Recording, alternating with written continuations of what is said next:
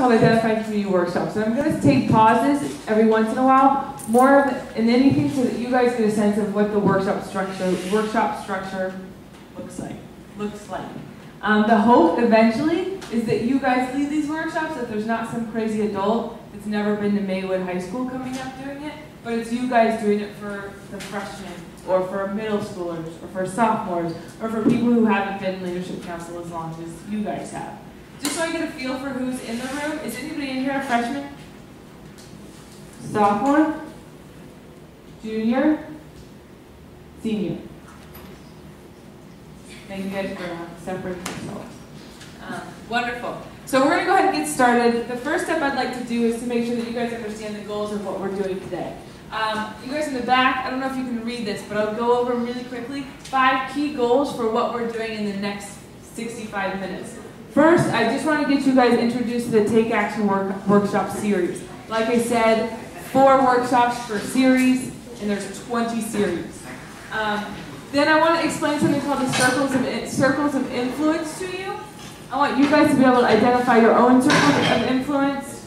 I want you guys to also be able to identify some positive leader traits and identify community issues. So the goal eventually is to get you guys to understand the issues in your community. By workshop 4, my hope is you guys will not only know an issue in your community very well, but you'll have an opportunity to make a change about it.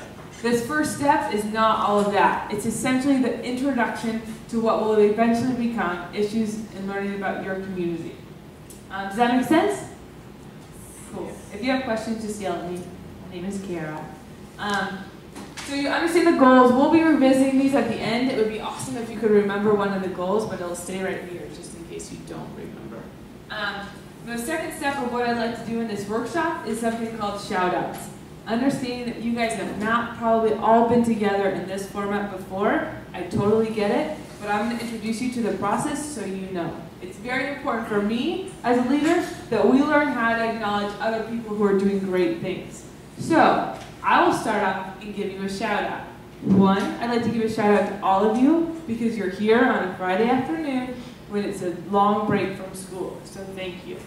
And then 2, I'd like to give a shout out to Judy because she's been very helpful in this leadership curriculum process. Does anyone else have a shout out they'd like to give to somebody else in the room or a group of people in this room for something they did that's positive or exemplifies a leadership trait?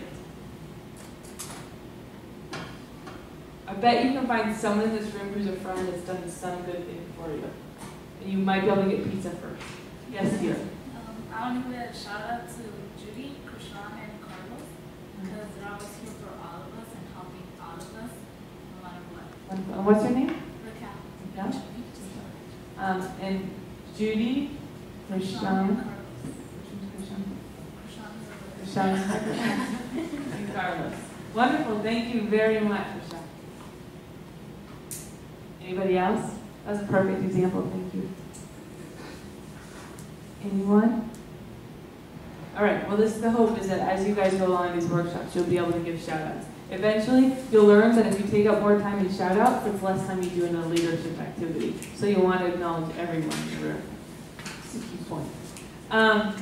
Second step I'd like to go over with you is a quote. A quote is essential for leadership because it gives us first a chance to learn about somebody else, but also a chance to hear somebody who's kind of been through an experience that they might have an enlightened vision. So, does anybody know who Margaret Mead is? Margaret Mead is an anthropologist. She's passed away in 1978, I believe. But in the early 70s, Jimmy Carter gave her the Presidential Award, Medal of Freedom, I believe. Very incredible woman, did a lot of studies on citizens and what it means to be in the community. And she said this quote. Can you guys read this? And if anybody is comfortable reading it aloud, I'd love for somebody else to read it. Yes, dear, thank you. What's your name? Jennifer. Jennifer, thank you. Never doubt that a small group of thoughtful, committed citizens can change the world. Indeed, it's the only thing that ever happens. Thank you so much, Jennifer. Does anybody take anything from that quote? Anything?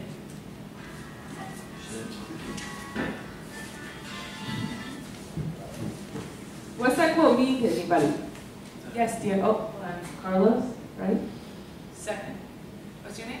Osiris. Osiris. Can you Tell me what that quote means to you. What it means to me is that even though people think that one, like a little small group cannot do a big thing, it's actually the opposite. Because starting with a small group, we can make a big change. Very good. Thank you. Thank you for sharing. Carlos? We were always going to say something similar. Something similar? Yeah. Thank you for that. Anyone else? I think what these two shared is exactly right. The reason I share it with you is that I think it's like our first steps in learning how to be a leader. For me, I used to think that being a leader, it's really loud. I used to think that being a leader meant I had to do everything myself, or I had to do, and if I didn't succeed, then it was all going to be on me. And that's not true. When we go through all this leadership curriculum, when you're planning things for Beyond the Bell, when you're doing like the art event, the culmination event at the end of the year, those are all because a lot of people did hard work, and a small group, in comparison to this huge school, a small group of you did a lot. You were committed, and you changed a part of the world, right? I guarantee you there are young people and adults who are forever changed from that event. That was my first time being introduced to Champions and Take Action, was at that event at Paramount Studios, was it Paramount? And it was incredible. And I know I'm not the only one that says that, and I've seen a lot of young people do a lot of brilliant things. So this is really important for me to remember, and I think it's also important for you guys to know someone like Margaret Mead. And now your free time over the next week, you should look her up on Google. She's pretty incredible. The next step of what we're going to do and what you do for every workshop is a song. It's going to be hard to hear in here because of the ambient noise, but I'm going to try to play it. And my goal is usually to play a song that you guys wouldn't hear otherwise. So you'll probably laugh like, Kara, that's super corny. It's cool. I know I'm corny. Just listen. My goal is for you guys, close your eyes, put your head down, stare at the wall, fall asleep. Try not to fall asleep. But listen to the song and try to take some part of the lyrics that are meaningful to you. Figure out how on earth or why on earth I might have played it for this workshop, okay? Hold on.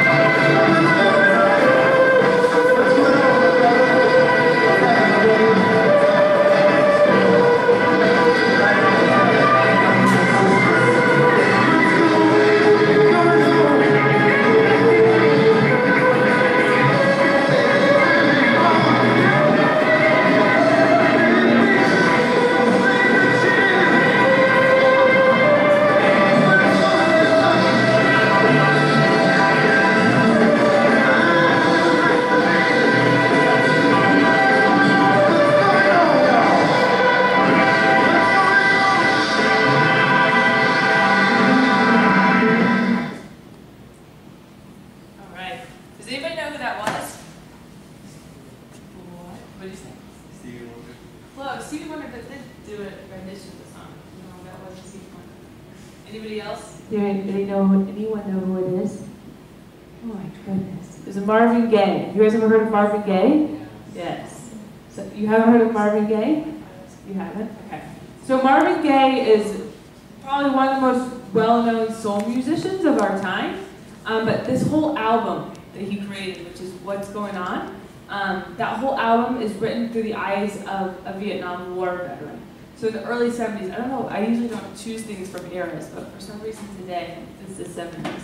But when he wrote this album through the eyes of a war veteran who came back from war, having served, he was on this like patriotic high, and came to his community, and all he felt like he saw was like injustice, poverty, like suffering, hatred, all these things that were the opposite of what he was hoping to come home to see, right? He was fighting this war for our country, and then he comes home, and what he hoped for was hope, and what he hoped to see was like happiness, and people sharing, and people leading, and people having a sense of community, and instead he said the opposite, lots of suffering, lots of hatred. So why on earth would I choose a song like this? What does this have to do with being a leader? Or what does this have to do with a community? Or trying to figure out what's going on in your community? Any thoughts? Yes? I'm guessing like in order to be like a leader for your community, you need to know what's going on around you. Perfect. Well done, Jennifer. That's exactly it. And I think there's a number of pieces of that song that kind of share that idea with you. And that's why we're starting with this lesson, or with this workshop, is that we've got to figure out, in order to identify these community issues, we've got to figure out how. And we've got to figure out what kind of leaders are we in order to get to the issue itself. Does that make sense? It was a bit difficult to hear, but did anybody hear any of the lyrics, or did one of the lyrics stand out to you? What's that? You heard somebody? Perfect. That's a good start. Somebody's got to figure out what's going on. And that's really my fault. I meant to bring lyrics for you guys and forgot to send them to Judy to get a copy. But hopefully in the future when you guys do it, Judy will have copies of the lyrics for you, or they'll be posted so that you can see them, because it makes a little bit more sense if you're able to read the lyrics as well. But you did get the gist of the song. It's exactly what I hoped for, and that's the message that I want you guys to hear, is exactly what Jennifer said. Does anyone have any questions or thoughts about it? Perfect. All right, we're going to get moving. I feel like people are already getting tired.